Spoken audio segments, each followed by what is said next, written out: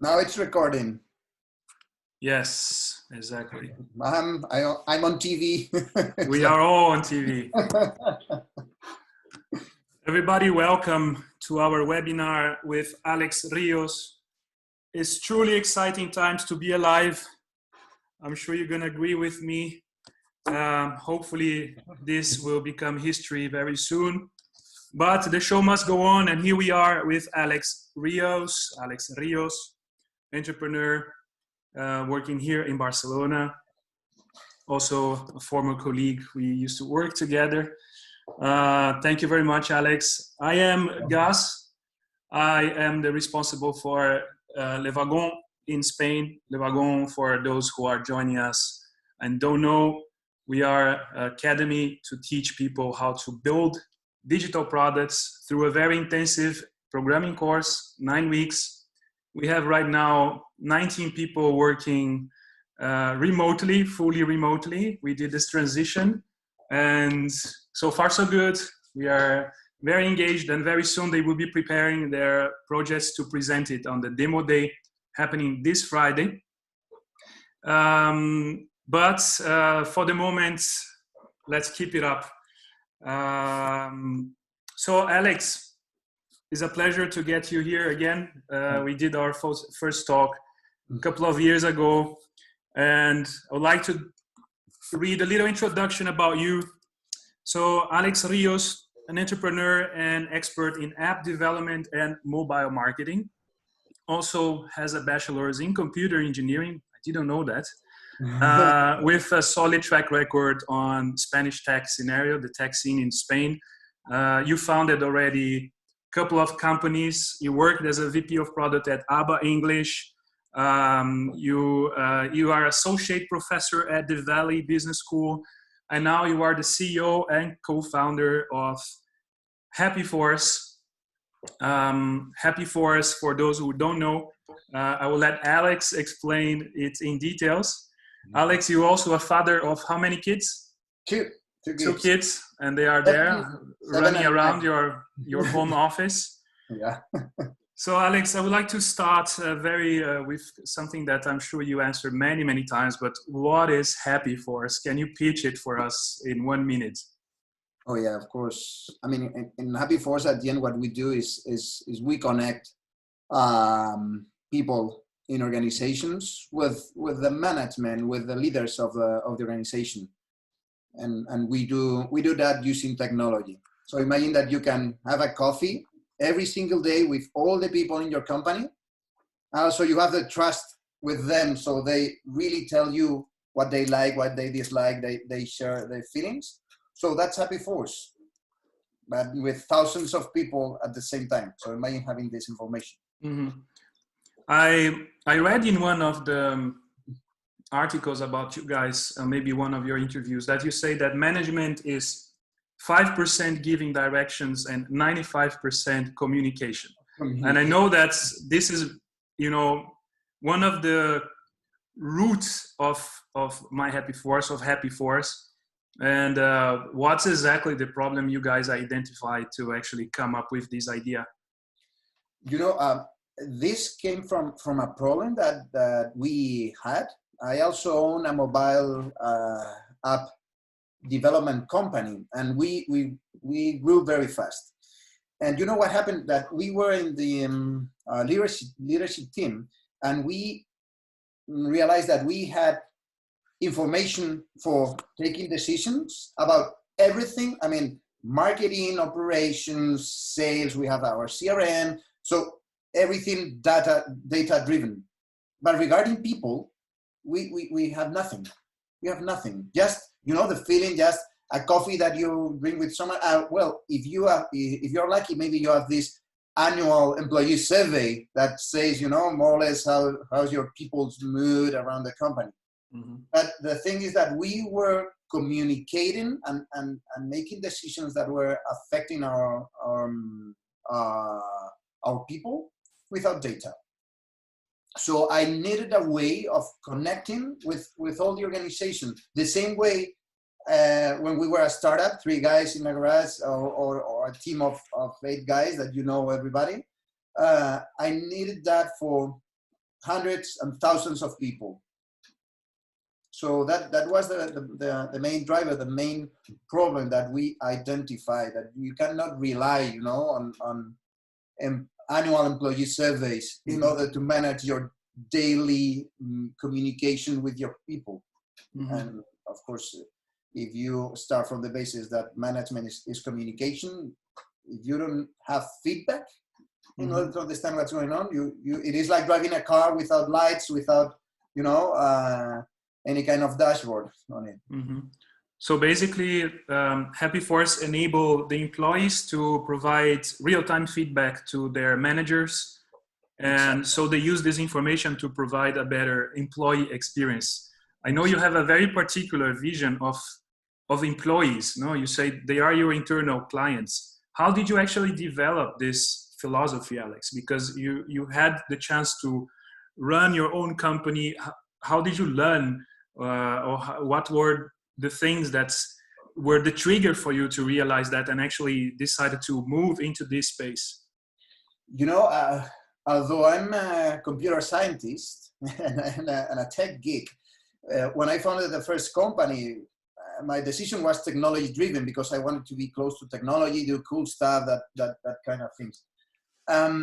But the thing is that what I loved the most was working with people and building the culture around the company. The main reason because of that is it was because I was feeling that in the companies that I worked for, things weren't nonsense. Imagine this. I studied computer science. I left my hometown. I came to Barcelona to study. I living alone, and studying a university degree with success and with any kind of control. I had things to do. I have objectives. I had projects, and I did all that stuff. And when I turned 23 years old, I finished my degree. I went to my first job, and they started to put like silly rules, like, okay, you have to be here at 9, you have 25 minutes to have lunch, you have to be there and that. And I was, oh my God, I've been living as an adult for the past 5 years, and now you are putting all these rules, nonsense. If you don't trust me, don't hire me. It's that easy. So these things are, let's say, normal, okay, but they are not good. They are nonsense. So the best way to change things was, okay, let's start a company and let's do the things the way we think they should be. Mm-hmm. And we invested a lot on our own culture. So HappyForce is not only cool because of the product and the approach of the product, but also because of the way we do things. Mm-hmm. And what is special about the way you guys do? Look, what we tried to do here at the beginning, we did as many startups do.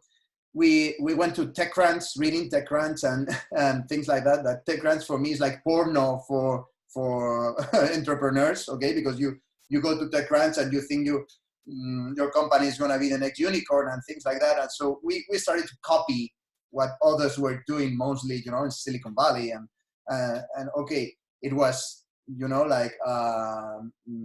football tables, ping pong tables, nice guys, free coffee, all that stuff. And at some point we said, okay, this is not working. This is not the way.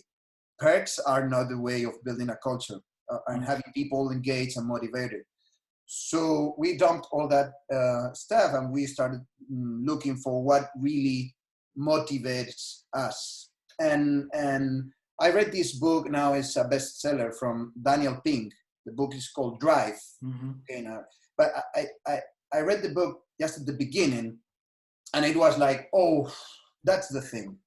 Because Drive describes perfectly what really was our drivers and our motivators. And if you haven't read the book, Daniel Pink says that you have to work on 3 aspects or pillars. Mm-hmm. The one is giving people autonomy.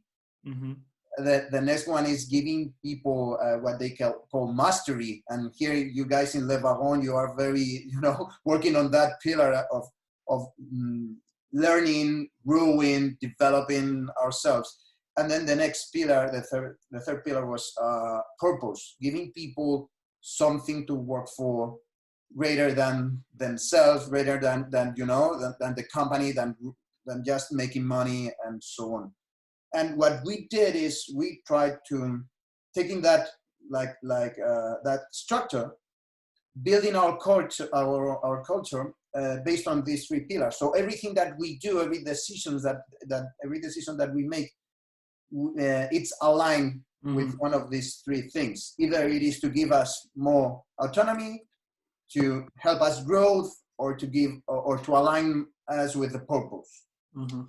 Okay, so this is where everything started.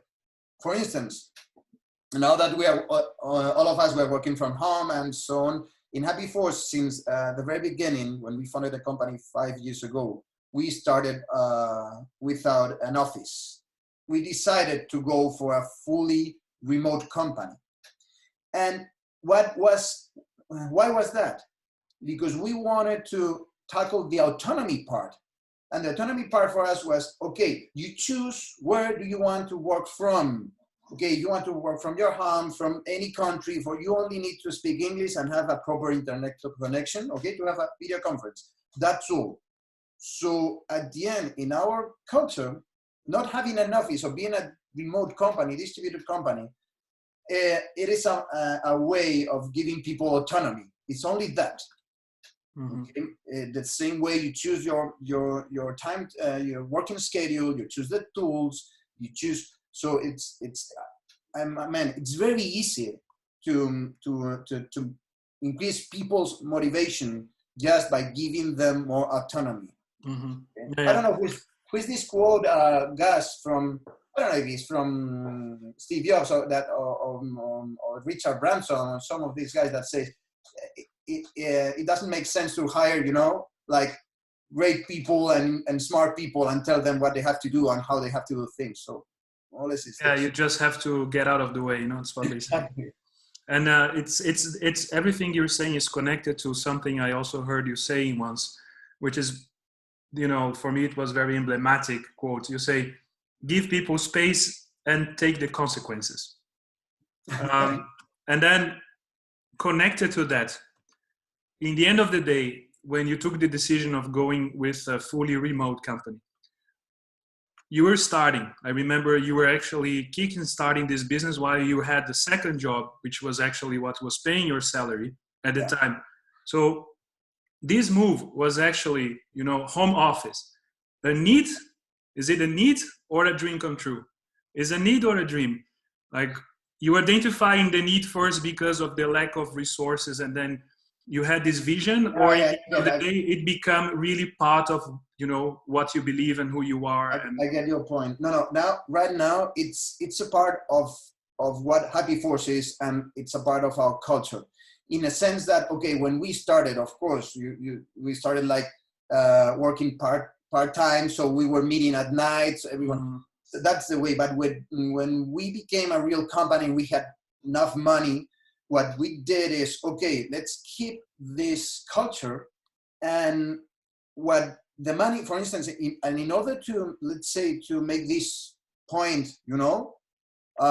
strong, we said, now that we have enough money to pay the rent of an office, we are taking that money and we are dividing this money between ourselves.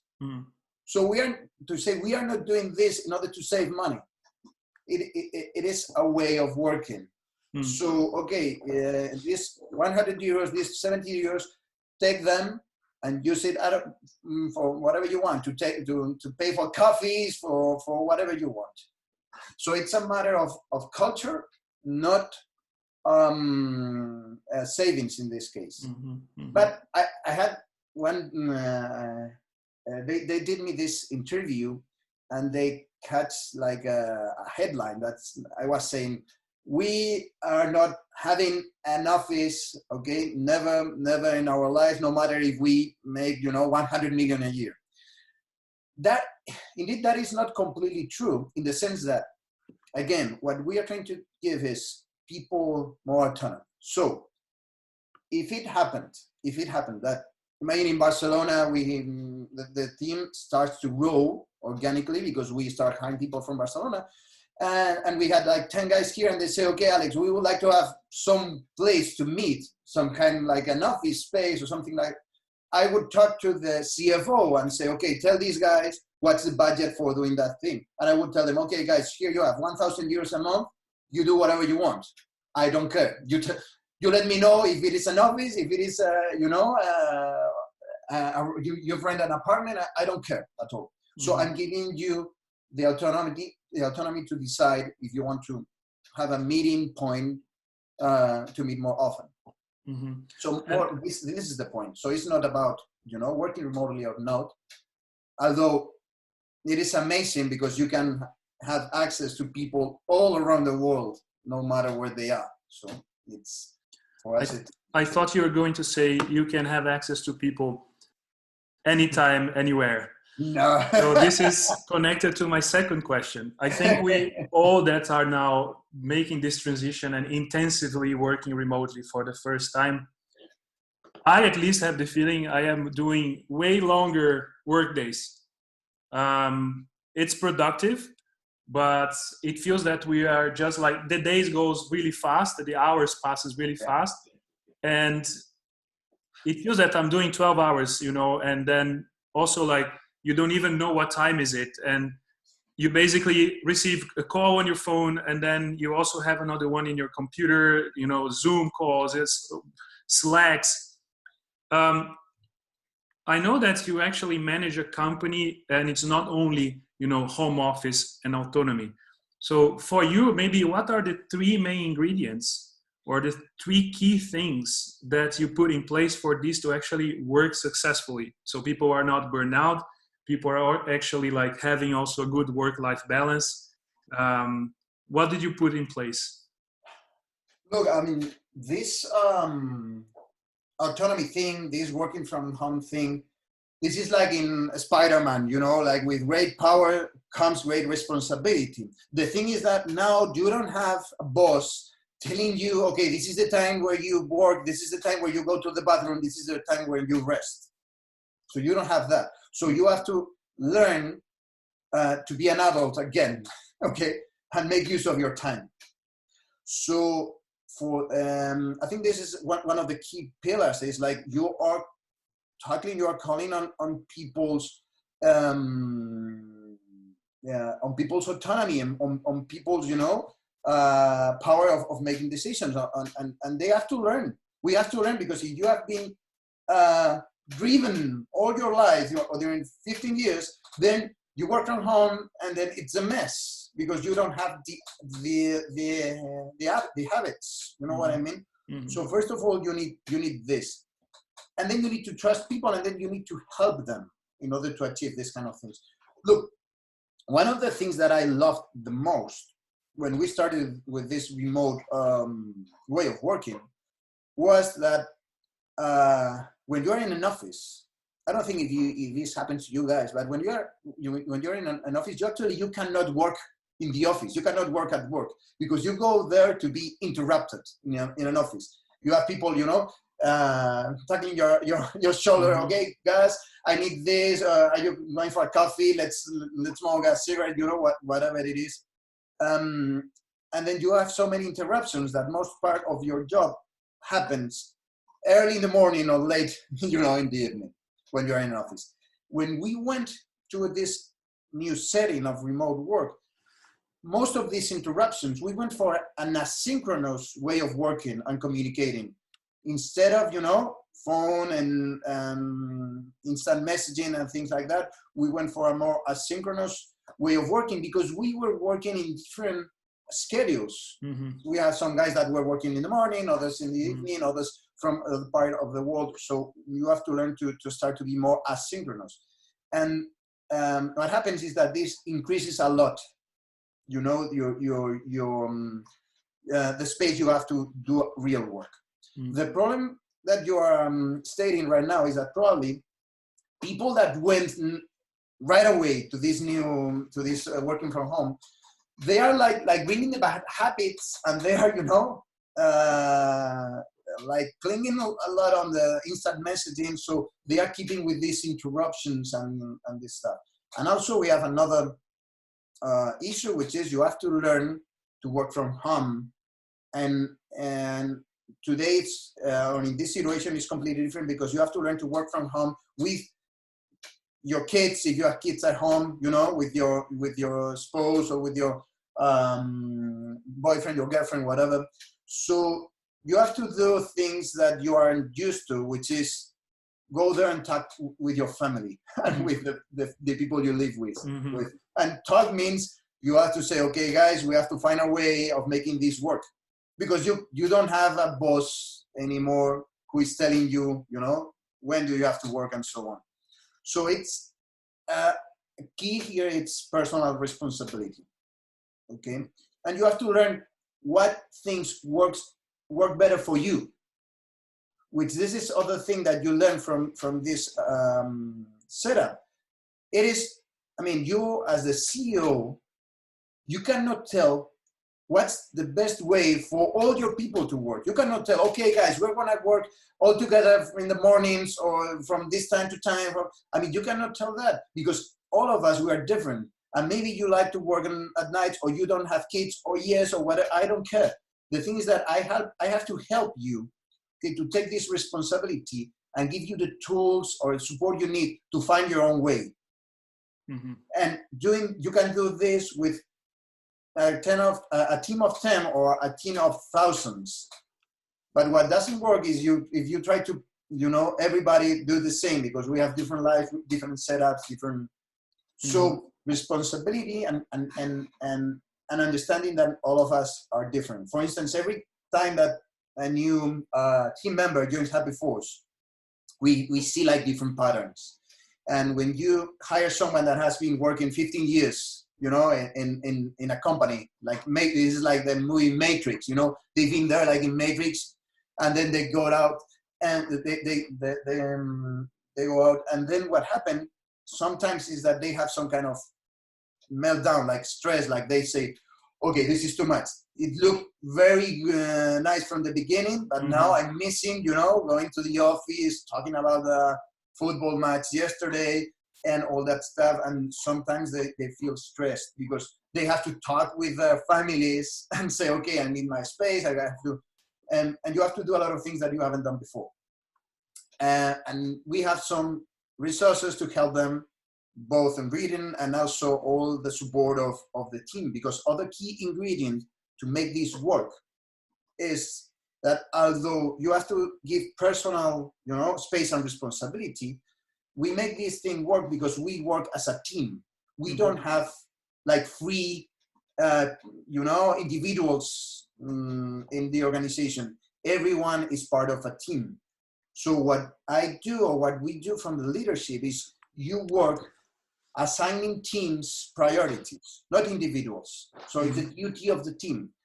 And when you fall in a team of 6, 7, 8 people, what you have to do is work with them in order to adapt your schedule, your way of working, your family time, whatever it is, in order to achieve the team's goals. And this mix about, your personal space and responsibility plus the team makes things to work. It's very interesting, Alex, because if we listen to these ingredients, and you said personal responsibility, common goals, nobody's actually working alone, and understanding the diversity of each person, individual needs. One might think that there is some kind of contradiction, because you set goals to teams, but at the same time you work asynchronous. And then my question is, have you ever had conflicts, and how do you manage it? Because when you are everybody on the same space and you have like disagreements, it's very easy to say, hey, everybody, let's go to that meeting room, let's have a coffee, or let's, I don't know. How do you manage it? Because like if there are conflicts taking place, maybe the difficulty is you're not even aware of that. So how regular are your check-ins with people, and how transparent are you guys communicating, potential things that you actually should improve? Look, these tackles are a very important part of working remotely and in a distributed environment, which is how do you keep this like flow of communication, like team spirit. Here we learned some things. First of all is that when we started with this asynchronous pattern, at some point we had to stop it. And that's funny because at some point it was so productive that the company looked like a machine. I mean, and I was feeling bad about it. Maybe it's because I'm Latin. I don't know. I was feeling bad because it was like, okay, you see that meeting, bam, work, meeting, bam, bam, bam, bam, everything. You don't have even time, from meeting to meeting. Every minute was used in a productive way. And that was completely dehumanizing, So paradoxically enough, we introduced some practices in order to make people talk together. For instance, we have this like non-written rule that all the teams use, which is after the 3, instant message, after the 3 Slack message that you send, you open a video conference, no matter what. 1-to-1 between 3 of them in the channel. You say, okay, guys, I don't get you. Yes, no, yeah, no. At the 3rd time, okay, Zoom. And all of us always using the camera. This is also very important because you need to have more feedback. At the beginning, you see when someone joins the team, maybe early in the morning, they are like side with the camera because you are wearing your pajama. You know what I mean? It's like me, you see me with the tie, but I'm wearing shorts. So it's like, so, and you can say, okay, guys, it's like, I always wanted to do this, you see, like news news reporters, in the movies, that they are not wearing pants. So you have to learn to use the camera to give additional feedback, and also we introduce 2 meetings a day, 15 minutes meetings, one in the morning and one after lunchtime, that we call the virtual coffees. And it's a meeting where you cannot talk about work. That's like the rule, okay? At the end, you are talking about many different stuff. So with this kind of things that we do, like coffee time, like turn the video on after the third chat, also we eat remotely, we share the lunch. When we say never have lunch alone, we have this rule. So if you're alone and you're gonna have the lunch, okay, you open the video conference, you go there. So we've seen that technology and these kind of things help really a lot in order to avoid these things that you were saying. It makes working like that very, very warm, very human. And we've seen that sometimes you are like working for 6 months with someone that you haven't met in face to face. And when you meet in person for the first time, it is like, okay, it is strange because you see him or her in 3D for the first time, but it's like, I know you very well. I know you very well. And it's amazing how it works. So we have this like small, there are small details, but they make the communication flow. And in these small interactions that are not planned, actually, as you said, is when a lot of work happens. It is like when you have a meeting in real time. You go to a meeting, leadership meeting, whatever it is, what happens, that the important stuff always happens after the meeting, when you go say, okay, let's have a coffee and let's talk about what happened in the meeting. Yeah, you debrief and you take that kind of things that happen naturally, face to face, person to person. You have to force them a little bit, in a virtual setting. So what we do is when we end a meeting, then we say, okay, let's go for a coffee into the coffee room, and we change room many times, and we go there and we force this. At the beginning, you feel it like it forced, but then it comes naturally, and then it really works. So in a space where you actually, when you tell us this, it feels that there are no rules. I'm sure there must be like one golden rule at least. Do you have? You said there is an unwritten rule, but what is the actual, thing that you tell everybody who you hire the first time that they should know about this setup? Or maybe I don't know if you have like, what are the things they must know in order to actually quickly get onboarded and adapted to this setup? Yeah, the onboarding process. Okay, first of all we have like a process mapped into a Trello board. So you go there, you have like what you have to do on the first 5 days in the company, who you need to talk with, and so on. That's pretty straightforward. Also here again, the most powerful part is the team, because when you join the company, you fall inside a team. You are part of a team, and these teams, they have their their way of working. All of them, I mean, we work in an agile, using agile methodologies, but from team to team there are differences, and this makes it very easy, to jump into this matter, because they say, okay, guys, you jump and you start tomorrow, and we have our daily meeting at 9. So you go there, you see how it goes. All of them are with the camera, you do this daily stand-up meeting, and you start getting into so it's like organically you get into the thing. And this is something that we've seen, that these agile methodologies, this agile view of tackling the operations in a company, they fit very well with distributed environment. Or you can say the opposite. Now there are a lot of companies that today they are forced to work remotely, but they've been working, in a command and control mindset and waterfall methodologies, and now they pretend to jump to this remote setting, and it just doesn't work. It is like I had this manager the other week. He told me, how do you control that your people, they are really working? Because I have an Excel file, and for every single people in my department, and they have to fill in every day what they do every hour. So imagine the mindset. I mean, the problem here is not working remotely. Is the mindset of this guy and the methodology that you have been working.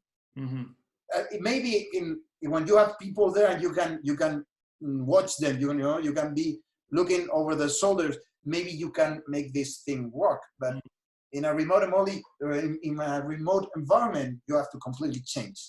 Yeah, and you say trust is the base of everything. So then I'd like to talk about, how do you hire people? Because you also say that maybe it's not for everyone. How do you actually make sure in a selection process? This is the first question, and the second question is, did you hire people that actually didn't adapt to that? And you actually got disappointed because of you put a lot of trust on this person and then it didn't work out. And how did it affect you? Did you take any lessons from that to bring it back to the operations? Yeah, indeed. This year we did great in this with the hiring, but in 2018 we had like almost 3 guys that left the company because they couldn't cope with this distributed thing. And we have had, what we do in order to make sure that this doesn't happen. When we interview people, during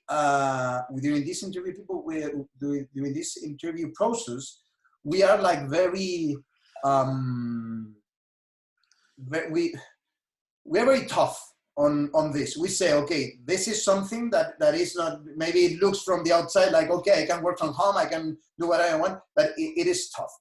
So most of the time what we do is, either we've seen that there are some people that adapt better to this kind of setting. people that have worked as freelancers, Mm-hmm. they adapt pretty good, pretty good. Okay. Also, people that come from studying directly from school, from master's degree, because in these settings you have at the end you have to deliver a project, and you have to find a way of working with a team and find your space, find your times. You work remotely, you have a goal and you have something to do, and you find, and it's the same at the end. It's like working like that all the time. And for us, the most difficult guys to hire is people that have been working in a company for 10, 15 years. Mm.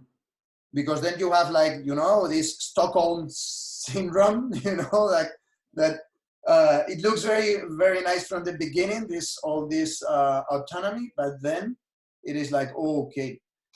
Also, I haven't found a pattern, because we have, for instance, a guy with family that after a couple of months, he said, okay, I cannot work like that. I mean, I need to go to an office. I mean, I cannot adapt my family rhythm. I mean, it's a nightmare. So it looks very nice from the outside, but it is not like that. Mm-hmm. Also, what happens is in order to hire people, the best channel to hire people that we have found out is our own people that are working in HappyForce. So now it is very organic. Every time that we need to grow the team, we ask the people that is working with us, and they say, okay, I have 10 friends, 2 of them, they are gonna like this because I know them. And when we do like that, it is like 99% rate of success. That's interesting, because a lot of people would say never hire friends and family, right? And you're basically telling us that maybe this is one of the secrets of hiring effectively for a remote setup. Why do you think is that, Alex? Of course. I mean, when someone says to me, I never hire friends, I always ask, what do you hire? Like enemies, or what's that? I mean, but this is my personal view on this. I like to work with the people that I love. So I love to work with my friends. It makes everything more intense, both the good moments and, of course, the bad moments, okay? Because if you have to fire a friend, that's not nice at all. But if this guy is really your friend, you can have a conversation and they will understand. Mm-hmm. So it makes everything more intense, but I love it, because I'm trying to blur the lines between work and life, and I make everything altogether a whole. Mm-hmm. And this allows us, because I have many friends, but I don't have that so many friends that I would like to work with. You know what I mean? So it's one thing is a friend to have beers, and another thing is a friend to work with. And you can differentiate and select that. Can you really? Yes. You need a bit of practice. Okay. Yeah. But did you happen that you guys actually had like big conflicts and hiring maybe family or friends, and you ended up? This is a situation that you mentioned that you had to fire a friend. Did it happen? Yeah. I had to fire a friend. Like I fired him like 3 times. Okay. 3 times in different settings. And he keeps trusting you. Yeah, he keeps, and I would hire him again if I had the chance and the money to pay his salary. But also, I mean, I give you another example. I've been working with my wife like for 6-7 years, working in the same company, living in the same place, and we that was when our relationship was working better. Mm-hmm. When we separate works and I started working in HappyForce and she started working in another company, what happened is that the relationship, I mean, we had to adapt, because we working together, I mean, we had a lot of communication. I mean, I knew what happened to her during the day. She knew, what's going on with the company. Mm-hmm. So we were interacting a lot together, like all the time, and that was making the relationship amazing. And then when you had your job, and then you only have like 1 hour a day at the end of the day to talk, and you have you came with your bullshit. She came with his bullshit. It's more difficult. So I know it sounds weird, but for me it was better than working with him. Yeah, that's great. And you can do the same for a friend, So yeah, Alex, I have some little thoughts here with me, and I would like you to comment that. So one of them is an article written by the CEO of Deutsche Telekom. He wrote an article on LinkedIn explaining his experience working remotely for the first time.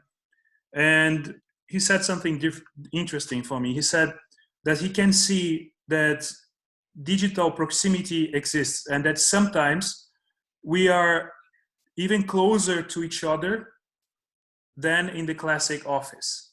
Do you agree or disagree with that? Do you think that digital proximity exists, and do you think that you feel closer to the people working like this? And then why? What's the magic that happens?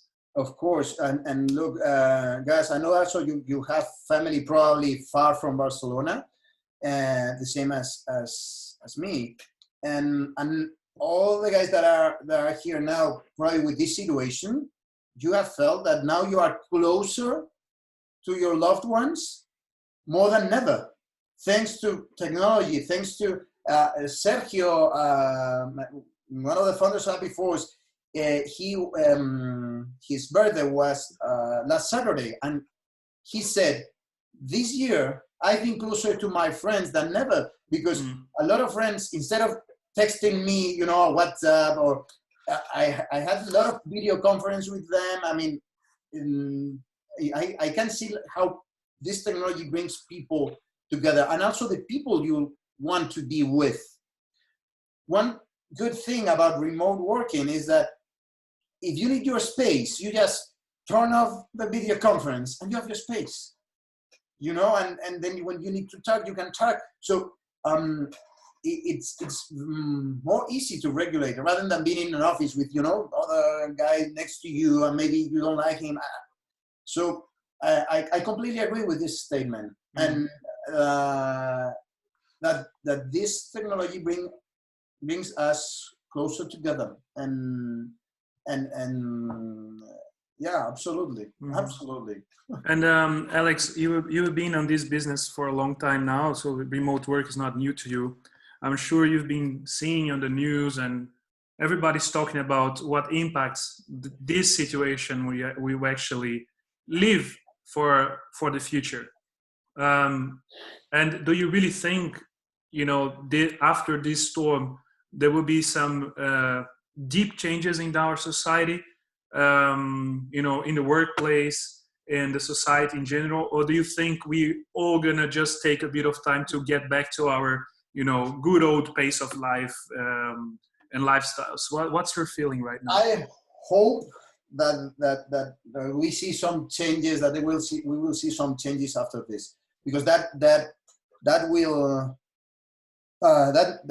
mean that we have learned some things. Like this manager that says, my team has been working from home for the last month, and things really happened, and it was even better than before. So I can trust them.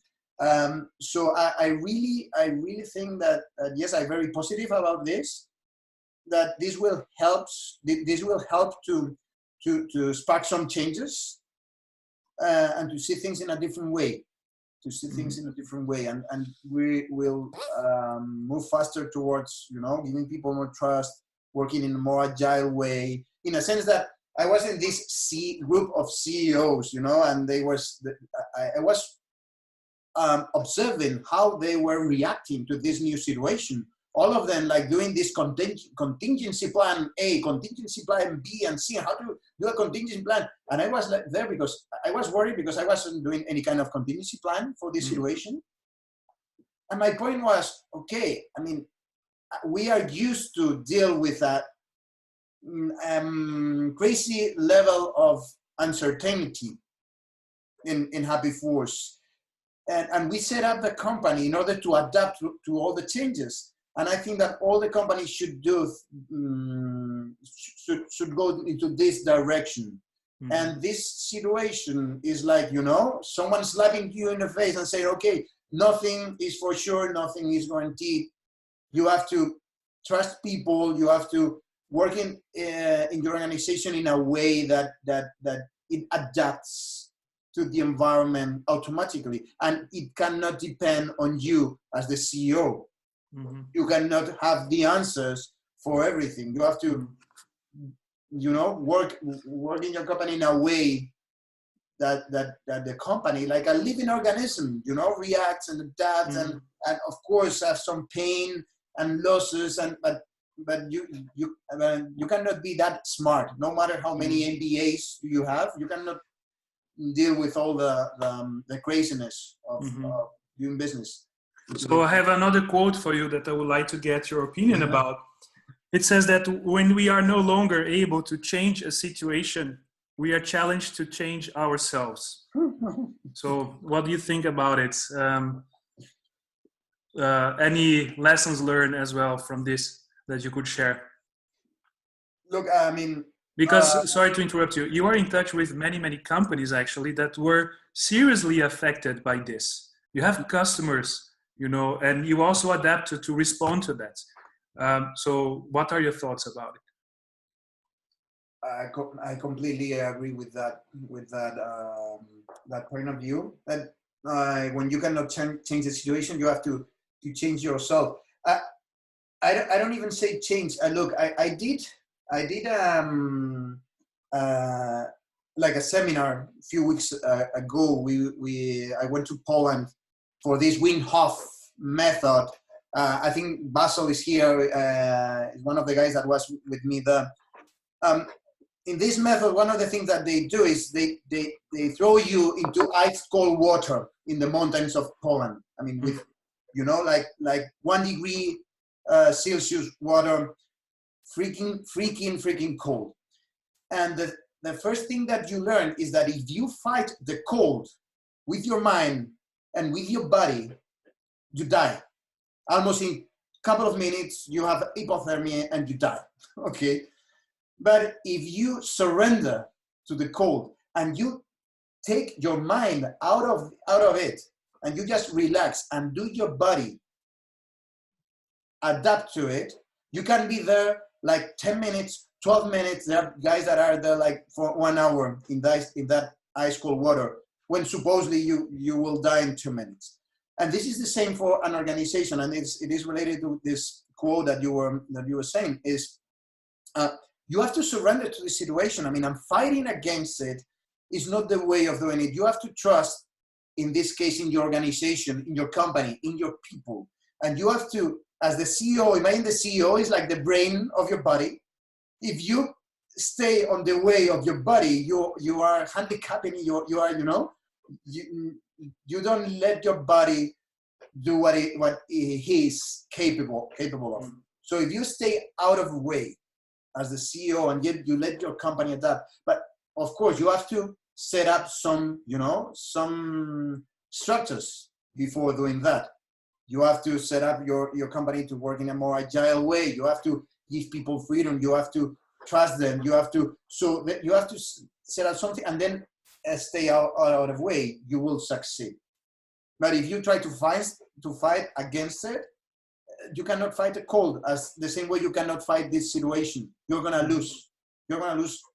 If you fight against it, you're gonna lose for sure. It's just embrace it. You embrace it, and it becomes part of you. So as the CEO, instead of looking for answers, because this is one silly thing that I think we, the CEOs, we did, is as you are there like exposed, it's like all your companies looking at you and you feel like obligated to have answers. Okay, have the solution. Okay, guys, don't worry. I have a plan. I have the plan that we're gonna say. No, you don't have any kind of plan. You cannot have this plan. It's impossible. I mean, accept that and say, okay, guys, this is crazy. I don't know what you have to do, but we work in order to build a company that can react and adapt to this situation. And I trust you, and I trust the organization. I trust what we did. So you work in the organization. Not you don't have to, tell your body. I mean, if you get ill, your brain doesn't tell your body, now you are going to fight this infection. No, your body works like that automatically. So this is more or less the same. Use your body to do calculations and, and sums and things like that. And let your body do what it needs to do. So for me, organizations is the same. Liquid organizations. Yeah, you can use this metaphor. I don't know if liquid or let's say like more organic, like a living organism. If you see like that, I think this is the kind of organization that we are gonna need to thrive in the future. Very cool. We have some minutes left. I would like to ask the audience if anyone have a question to Alex, anyone curious about knowing anything else about his story or HappyForce. I'm happy to answer anything. Yeah, if there are any questions, just unmute yourself and go ahead. Don't be shy. Now, I have a question. Marco. What if someone need to work from a co-working? Yeah, co-working space. Yeah, are you able to, and what's gonna happen? Because you said people need to work at home, but I know some people need to have a home and to have an office space, but they still like to work by themselves. That doesn't mean they need to work in a company with everyone around them, but maybe in a co-working where they get free coffee, good services, food delivery, everything right there. What do you do for that? Marco, I think this is a great question, and because we have some experiences with co-workings, and my point of view is that co-working is a great space if you're like a freelancer and you have to work, on your alone on your thing for hours. But in our case, what happens that most of the time you are interacting with other guys in your team, and you remember this rule of after the third Slack, open a video conference. So we are talking a lot of time in video conference, and working in a co-working like that is a mess, because you are disturbing the rest of the people. So you have to go to a room every time you need to work. So for me, for this kind of setup, more than a co-working, you need like a small conference room for your own, a place where you can have a video conference with a proper environment. Indeed, we use this great platform called Dice. Guys, also Julien Palier. And what happened to us that because we had this for all the people in HappyForce. Okay, you want to work from a co-working, you can go. But people weren't using it because they said that, look, I need a place where I can talk, I can have a video conference. I don't want to be there, and every time I have to stand up and go get my laptop and move. So Marco, yes, co-workings are great. I think if you are an individual working and you want to be connected with other freelancers, other professionals, but for this kind of environment, for us, they were not working at home. Yeah. Gus, I have a question, if the time allows. Yes, go ahead, Ikram.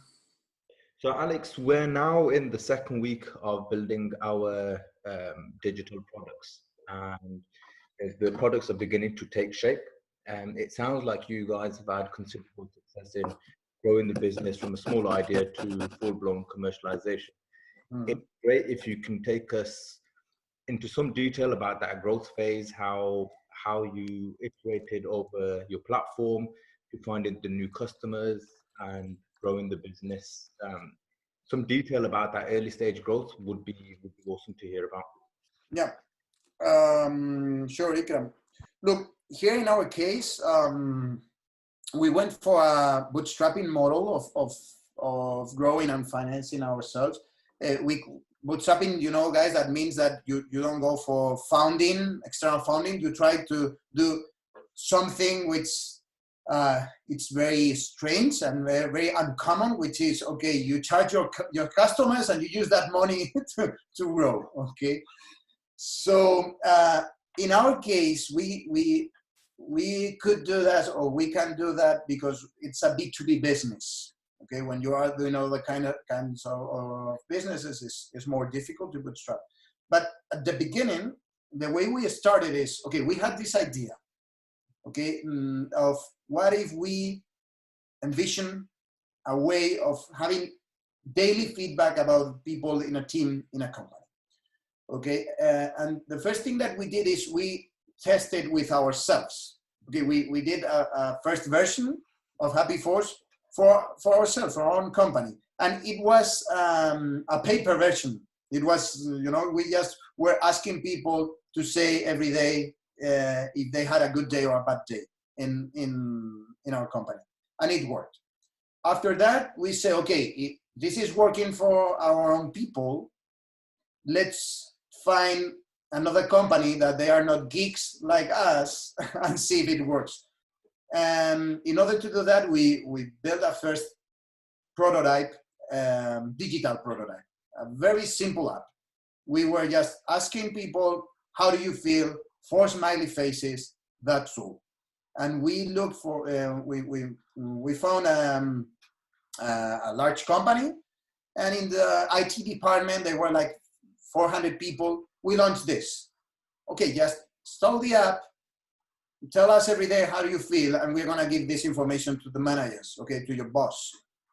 And it happened that it worked very good for the first couple of weeks. And then people stopped using it.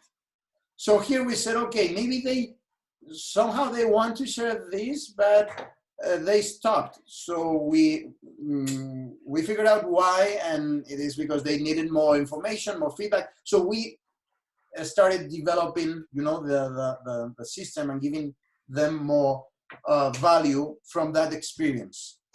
So I think it's like a success case like of lean startup, you know, that we were constantly looking for being in direct contact with the client and the users, and we were adapting week over week to the feedback that we were receiving. And we did this in order to test if we can have information from the employees of a company and use that information for the managers. And when we had that, only when we had that, and that happened like 6 to 8 months after founding the company, we went for the next step, which was, okay, you want to pay for this? Now that we have your people, you know, participating in HappyForce, mostly on a daily basis, now that we have this information, these reports that you say that they are very useful and you're using them to communicate with them, you want to pay for this? And they say, okay, yes, hand us a budget. And we did our first budget, and we closed our first client. And then from that, we started growing. So this is the kind of methodology, if you want, that we applied. We started first testing if the product idea was working, and then we went for the product market fit in this case. And from that, you might think that we are releasing a new version of the app almost every week. Every week, iOS, Android, and we are releasing changes in the system in a daily basis. And we have a small product team. There are 3 guys, back-end, front-end, app, plus the UX UI guy. And I'm pretty happy with them. I'm pretty proud of them, because with 3 guys, we have a product cycle so fast, and we do so many things. But also, this is because of also the approach that we took. Instead of going to hire a lot of people, we went to hire, you know, very good professionals and letting them work and giving them space. Okay, I don't know, Ikram, if this answers your question about how do we started and how we went from idea, you know, to the first customer. Starting with ourselves, then founding, you know, a real customer. And for real customer, here maybe this is an advice that you can use. It is like you have to find a customer that you don't know. I mean, friends are okay, but friends, you know, they are very kind with you, and they are gonna try to be kind. You have to find someone that it is not a friend, that really, if they see value, they use it. If they don't see value, they are not using it. So you have, you know, direct feedback from that. That's awesome. Thank you so much. Thanks, Andrew. Thanks, David. I have one question.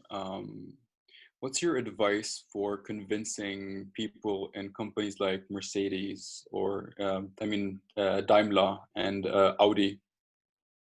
Mm-hmm. Like, these are big execs, and I'm considering pitching, and I'm considering my tactic to go and approach those guys to get them to use something that I assume due to my previous work experience that their management, which is pretty V modeled, might resist the idea of an app like this. Yeah, Basil, good question, man. Here, you have to filter. Let's say you have to filter by manager's mindset.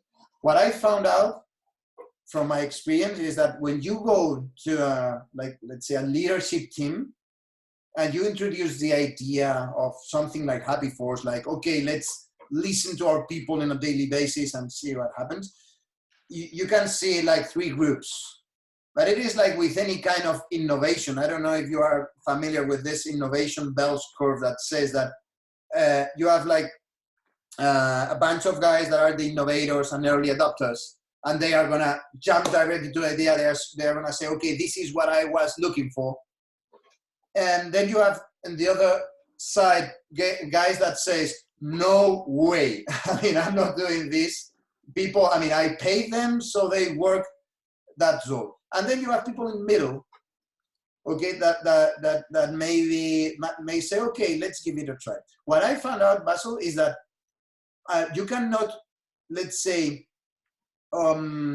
divide companies, but the kind of business that they have. You've mentioned industrial companies or car manufacturers.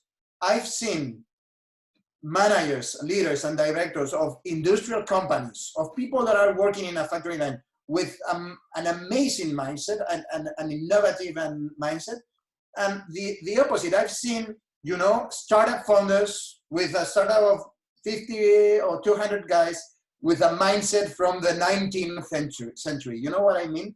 So for that reason, and also connecting with Gus' question before, I think that this coronavirus situation, it is good because it's going to shake, you know, like the pillars of all the companies, and people probably are gonna realize of how important it is to know your people, to you know, to have them motivated, to have them informed, to have them connected.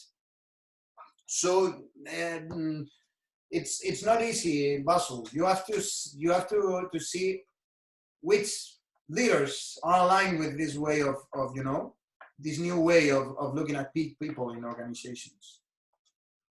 And Alex, connected to that, who are the main point of contacts in the companies when you start, you know, a commercial approach? It's HR. Is it the CEO? Who are these leaders in the companies that you find the right people to speak with? We have like 3 points of contact. We always try to go through HR, but the same here. You may find like all legacy HR guys that they are not going to listen to you. But here, HR guys that are more innovative, they want to know more, in the sense that they see that HR has to transform, has to work in a company in a different way, more as a facilitator, in the sense that, let me tell you this. Some managers, they say, okay, no, communicating with the company, with the employees, and motivation is a matter of HR. That's completely false. That's wrong. I mean, your job as a manager, as a leader, is to communicate with your people, is to manage it's taking care of their motivation, of their emotions, because that affects directly your frontline. It is not a matter of HR. HR, what can do is help you to understand that, help you to communicate with them, give you the tools, give you the knowledge that you may not have, help you to achieve that.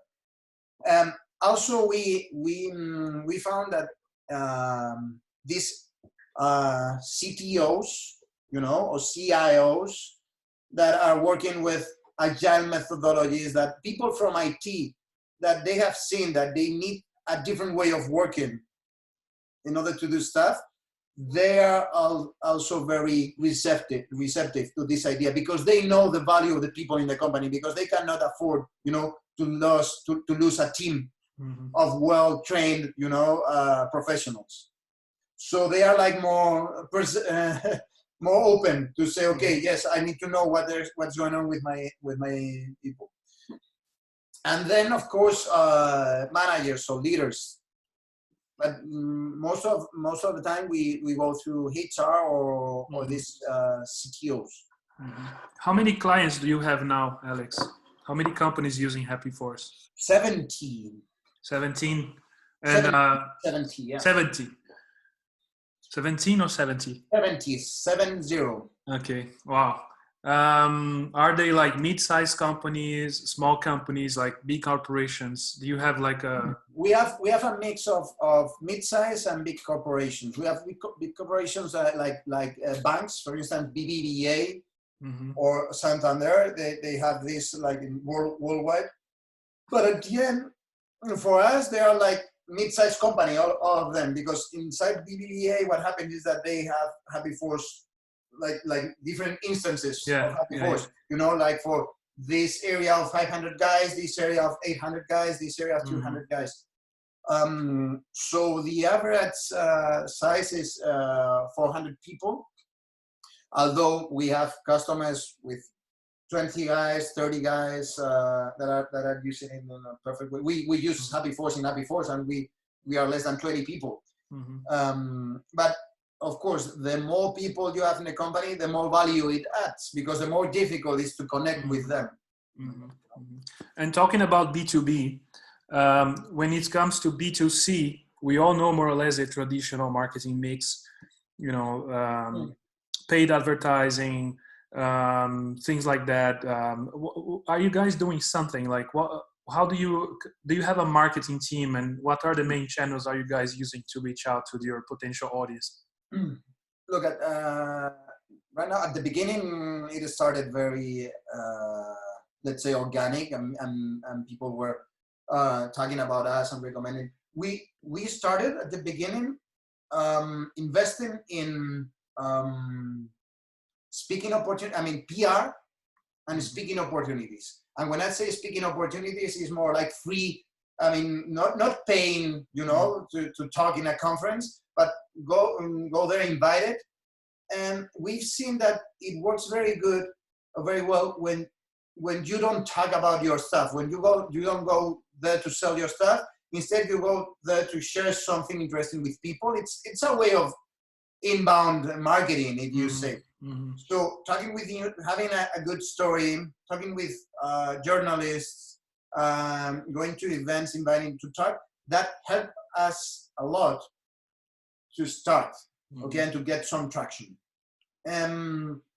After that, we started playing with outbound sales, which like account-based marketing and all that stuff, which is more, proactive way of tackling customers. It's like, okay, HappyForce works very well in this kind of companies. Let's look for companies like that. Let's see if we can talk to the decision makers or to the guys and work through that.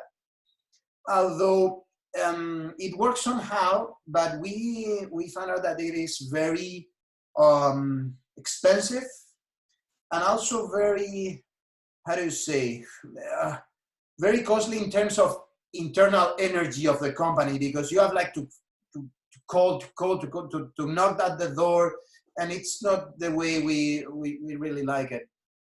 So now we are testing with more inbound techniques based on delivering content, on webinars, on all that stuff. And the thing is here is we haven't started till this year to do this because we haven't the platform ready for self-service. Imagine what? On one way that was good because we had the chance to work with the clients, with our current clients very closely, because we had to do the onboarding with them. We have to help them, to use the platform to understand how things work. And that gave us a lot of insights that now we used to build this self-service platform that is intended for, let's say, smaller companies, like around 100. And then we opened this self-service platform, and we are investing more in inbound marketing. And we've seen that this is amazing, that this self-service platform is helping us to do a lot of sales of large clients. So we planned it for small clients, and they are the large clients that are coming to us through this self-service platform to do a trial and then expand. So it's amazing because you never know. You never know. So basically you have like a typical software as a service model. Yeah. And now you have like a landing page where you try to collect these leads, and then you start a whole workflow of, capturing these leads and converting. Correct? Exactly. Yeah. Any more questions from the audience regarding anything? I have a quick question. Yeah. As you said before, with remote work, you can have access to a large pool of staff, like you can recruit from anywhere in the world. So my question, did you ever recruit someone outside Europe? And if yes, how it works, because there is time zone difference. Also, it's just a remote interview. He's in another country. How it works for tax payment, etc. Yeah, Abder, thanks for the question. Look, regarding the last part of taxes and so on, in these cases, the way we do it is people from the outside, they have to charge us as freelancers. So it's like a contractor, okay? Because otherwise it's a nightmare, because you have to maybe establish your company there. So forget about that. It's like, okay, you find a way of working as a contractor. Now it's easier using, for instance, this Estonian ID, digital ID, so you can charge from Europe. There are ways of doing that. Also, regarding what you said, and you hit the bone there, we've seen that working remotely, physically separated, it's never been a problem for us, but dealing with different time zones, oh man, that's tough. That's tough. Because we had, like last year, a couple of team members working from San Francisco, and that's like 7 hours behind. And we couldn't find a way of making it work when you are a part of, here's the point. If you have a team of 8 guys and you put that team, working you have to have that team working in the same time zone. That works. And then this team can, interact asynchronously with other teams that may be located in other parts of the world. But having one team member, 7 hours behind, and one team member 7 hours above, that's a nightmare. That's a nightmare for all this synchronous communication. Okay, probably if you go for fully asynchronous mode, you can make it work, like these guys of Basecamp tried to do. But my point here is that then what is challenging is for these guys that are working there, feeling really part of the team, you know, part of the project. So again, maybe it's because I'm Latin and I like a lot, you know, this connection between people and so on. So my view here is, okay, you can make it work if you have like the team or the small team work more or less in the same time out in the time zone. Otherwise, it's challenging because we dealt for that for 6 months, 3 months, and it was difficult. It was difficult. Mm-hmm. And I have a question for roles like developers. I can understand that for remote work, but what with people that are more like managers, product managers who need this human connection? Is it possible for them to do remote? Yeah, of course. Of course, I think that, I mean, even the marketing team, the guys that talk with the client, also regarding, as you say, no, the product managers and so on. I think that even working remotely sets you in a mindset that makes your work even easier, in the sense that, for instance, we use a lot screencasting. That means that when I'm working with the role of product manager, I do a lot of recording of my screen with also my video, also my face, to giving feedback to the team in an asynchronous way. And that works like charm, because then I generate a lot of information, digital information that the rest of the team can consult, you know, in any time. And that works very, very easy. For instance, I give you another example regarding sales. Okay, our sales director, what he did is, in order to teach all the sales team how to follow the new process, how to use the CRM, how to do the different things, he started recording these like small videos, screencasts with his face and so on. And he did like a library of these videos. So, and it worked like charm for all of us that we were there watching looking at these videos or watching these videos. But also now when someone joins the company, you have the onboarding materials already done, you know? Indeed, what we have done is we put all these videos into a sequence of email marketing or of emails, you know, that you can do that with MailChimp or HubSpot or whatever tool you use. So you can use it not only for clients, but when someone joins the company, you put them into this email sequence. So every other day they are receiving a new email with a new video explaining them how to do the onboarding, how to use the tools, the CRM, and so on. So I think it's just the opposite. If you really change your mindset, it is far better, far better. Mm-hmm. Any final questions? I had a quick question if someone else. Yeah, can you please elaborate on working asynchronously? Yeah, working asynchronously, I recommend you to take a reading on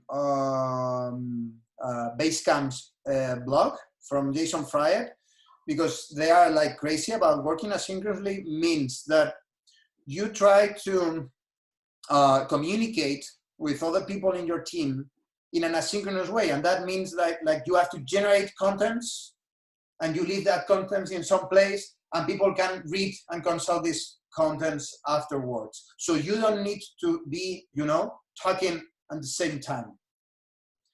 The guys that are, let's say, support this kind of this way of working, I think that it has many advantages. For instance, let's say that if you have to write everything down, okay, you have to think it twice about what you are going to say. You have to consider what you are going to ask. You have to, and just by the process of writing it and documenting it, it helps a lot to solve a lot of problems just before you go and you know, and have to ask, interrupt someone. It is like, I mean, I think that the Jeff Bezos, the CEO of Amazon, he said, okay, if you want to call a meeting, you have to write like a memo explaining why you are calling that meeting, what topics you want to cover, and it should be a memo that he said, when I write a memo for this, it took me 1 week, and I'm Jeff Bezos, the CEO of Amazon. So think twice, before sending your memo to calling a meeting. And he said that this helps a lot, to make people think and try to solve the problems and so on, which is great.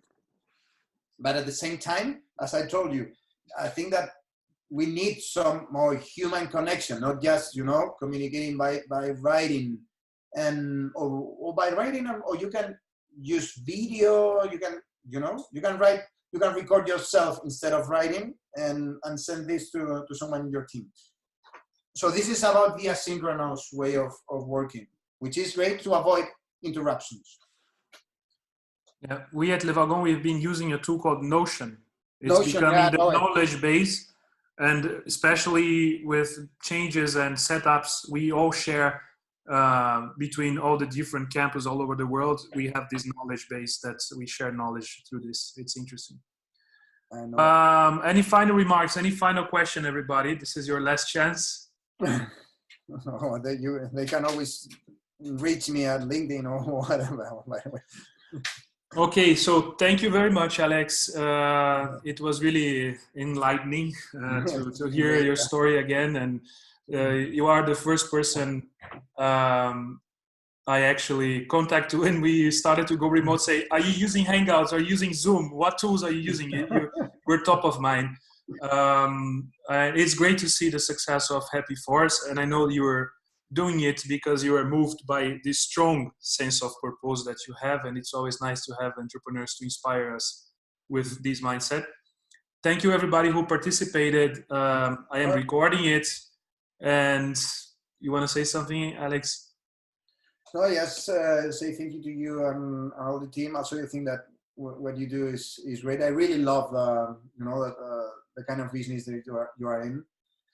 And of course, say thank you to all HappyForce team. Like they did it. They did it for real. I mean, I'm so proud of them. Look, guys, now that we had this situation, in the last meeting they told me, Alex, are we gonna lower our salaries or what? They say we propose, and I was like, okay, I didn't want to propose it, but they did, and because they feel so connected with what we do, and as you said, I think that they feel it because it's real. Mm-hmm. It is like, I don't know who asked me, what are you doing these days, in order to, with the COVID virus situation, in order to do marketing? And I say, I'm not doing anything about that. I'm just trying to help our clients, the people that are close to us. Now our only goal is to help, no matter if we don't survive, financially. Because I really believe that if you do that, you're gonna thrive. You're gonna succeed. Excellent. Thank you, everybody. Have a good evening. I hope to see you again in the near future. And for the Wagon Warriors, keep it up. It's the last week. Thank you for this chat, and thanks a lot. Ciao, everybody. Thank you. Thank you. Thank you very much. So much. Bye. Thank you so much. Thank you. Now I need to go for new pants. Bye.